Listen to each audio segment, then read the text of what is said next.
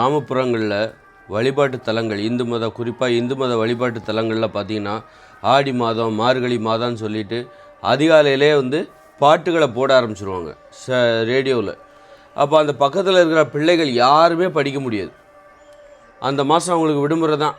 காலையிலே அவங்க மன ஒருமைப்பாடெல்லாம் இருக்காமல், அதாவது படிப்பில் கவனம் செலுத்த முடியாமல் அவங்க ரொம்ப கஷ்டப்படுவாங்க. யாராலும் சரி, மாணவர்கள் மட்டும் கிடையாது, பெரியவர்கள் கூட நம்ம காலையிலேருந்து நமக்கு ஒரு நல்ல ஒரு மன ஒருமைப்பாடு கிடைக்கும்.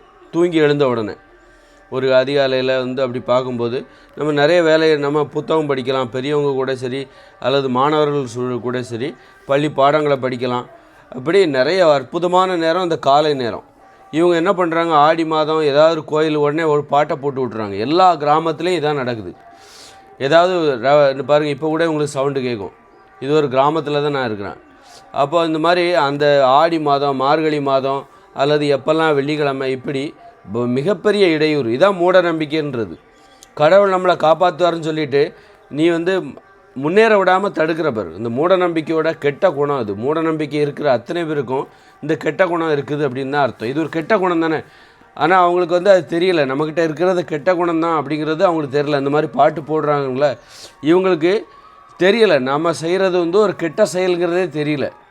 மூட நம்பிக்கைங்கிறது அந்த அளவுக்கு ஒரு அறியாமையை ஏற்படுத்து. நல்லது செய்கிறோங்கிற பேரில் அவங்க இது போன்ற கெடுதலை செய்கிறார்கள். அப்போ அவங்களுக்கு ஒரு முன்னேறுவதற்கான வழி தெரியலை. எப்படி முன்னேற வேண்டும்? வெறும் கடவுளை கும்பிட்டுட்டா முன்னேறிடலாமா? சாமியை கும்பிட்டுட்டா நீ முன்னேறிடுவியா? முன்னேறுவதற்கான முறையான வழியே தெரியல அவங்களுக்கு. படிக்கணும், பிள்ளைகள்லாம் படிக்கணும், அப்போ தான் முன்னேறுவாங்க. அதிகாலையில் நல்லா மன ஒருமைப்பாடு கிடைக்கும். அதிகாலையில் தான் படிப்பதற்கு ஏற்ற நேரம். படிப்பது என்பது வெறும் மாணவர்கள் சம்மந்தப்பட்ட விஷயம் மட்டும் கிடையாது, அது பெரியவர்கள் சம்மந்தப்பட்ட விஷயமும் கூட தான். எல்லாருமே அதிகாலை நேரத்தை, அந்த அற்புதமான நேரத்தை, அந்த மன ஒருமைப்பாடு இயல்பாகவே இருக்கிற நேரத்தை நம்ம பயன்படுத்தணும். அப்போ தான் முன்னேற முடியும் அப்படிங்கிற ஒரு விஷயம், அடிப்படை விஷயம் கூட இந்த மாதிரி கோயில்களில் பாட்டெல்லாம் போடுறாங்கல்ல. அப்போ அதெல்லாம் சகிச்சுக்கிட்டு இருக்காங்க பாருங்கள் இந்த மக்கள். யாருக்குமே தெரியலையா? இல்லை தெரிஞ்சாலும் எல்லாத்தையும் சகிச்சுக்கிறாங்க. இதான் இந்திய மக்களோட 300 வருஷம் ஆங்கிலேயர்களோட அடிமைத்தனத்தை சகிச்சுக்கிட்டாங்க. அதுபோல் ஆயிரக்கணக்கான வருஷங்களாக இந்த சாதிய கட்டமைப்பு இருக்குல்ல, இதை சகிச்சுக்கிட்டாங்க.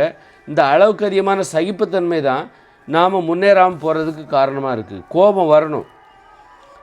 ஆனால் இப்போ எனக்கு கோபம் வருது. நான் என்ன நினைக்கிறேன், என்னடா இவ்வளோ அநியாயங்கள் நிரம்பி, இதெல்லாம் மிகப்பெரிய அநியாயம். ஒரு ஒலி மாசுன்னு வைங்க. இந்த காற்றில் ஒரு கெட்ட புகையை கலந்தால் எப்படி இருக்கும்? இங்கே ஒரு தொழிற்சாலை அமைஞ்சு அது இந்த காற்றை மாசுபடுத்தினால் எப்படி இருக்கும்? அதுபோல் இங்கே ஒரு வழிபாட்டு தலம் அமைந்து கடவுள் நம்பிக்கைங்கிற பேரில் அவங்க என்ன பண்ணுறாங்க, மிரட்டுறாங்க. கடவுள் நம்பிக்கைன்னா நீ கேள்வி கேட்கக்கூடாது, வீம்புக்காக யாரும் படிக்கக்கூடாதுன்னு நினச்சிட்டு நாம் தான் படிக்கலை, வேறு யாருமே படிச்சிடக்கூடாது, நாம் தான் முன்னேறணும், முன்னேறாமல் போயிட்டோம், வேறு யாரும் முன்னேறிடக்கூடாது அப்படிங்கிறதுக்காகவே இது போன்ற ஒலி மாசுவை, அதாவது ஒருத்தருடைய முன்னேறாமல் அதாவது நல்லா வாழாமல், இப்போ காற்றில் மாசை கலக்கிறாங்க, தண்ணியில் அசுத்தத்தை கலக்கிறாங்கன்னு என்ன அர்த்தம்? அந்த மக்கள் வாழ்ந்துடக்கூடாது. அதுபோல் தான் இதுவும். இந்த ஒலி மாசும் ஒருத்தரை வாழ விடாது. காலையிலே நீங்கள் மைண்ட் டிஸ்டர்ப் ஆகிடுவீங்க. மன ஒருமைப்பாடு என்பது உங்களுக்கு இல்லாமல் போயிடும். இப்போ கூட நான் கத்தி பேசுகிறேன் பாருங்கள். காரணம் என்னென்னா, அங்கே அந்த பாட்டு போடிக்கிட்டே இருக்குது. காலங்காலத்தில் 6 மணிக்கு போட்டுறாங்க. ஆடி மாதம் முழுவதும் இந்த தொல்லைகள் அவங்ககிட்ட இருந்துக்கிட்டே இருக்கும். ஆடி மாதம் அதுபோல் மார்கழி மாதம் வந்துச்சுன்னா அப்போவும் தொல்லை. அப்போ முன்னேறக்கூடாது, இந்த மக்கள் முன்னேறிவிடக்கூடாது என்கிற அந்த கெட்ட எண்ணத்தின் வெளிப்பாடு தான் இந்த மூட நம்பிக்கை. அதனால் மூட நம்பிக்கைகளை கடுமையான சட்டம் கொண்டு அதை கட்டுப்படுத்தணும். அது என்ன, அது அவங்கவுங்களுடைய நம்பிக்கை அப்படின்னு நம்ம அதை விட முடியாது. அது எத்தனை பேரை பாதிக்குது பாருங்கள், எத்தனை பேருடைய முன்னேற்றத்தை பாதிக்குது பாருங்கள். ஒரு நாட்டோட முன்னேற்றத்தையே அது பாதிக்குது. ஏன்னா இது ஒரு கிராமம் சம்மந்தப்பட்ட விஷயம் கிடையாது. ஒட்டுமொத்த அனைத்து தமிழ்நாடு அல்லது இந்தியா, இப்படி இது ஒரு நாடு சம்பந்தமான ஒரு பிரச்சனையாகும். அப்போ மாணவர்களுக்காக மாணவர்களுடைய கல்வி நலன்களுக்காக இந்த அரசாங்கம் ஆயிரக்கணக்கான கோடி செலவழிக்குது.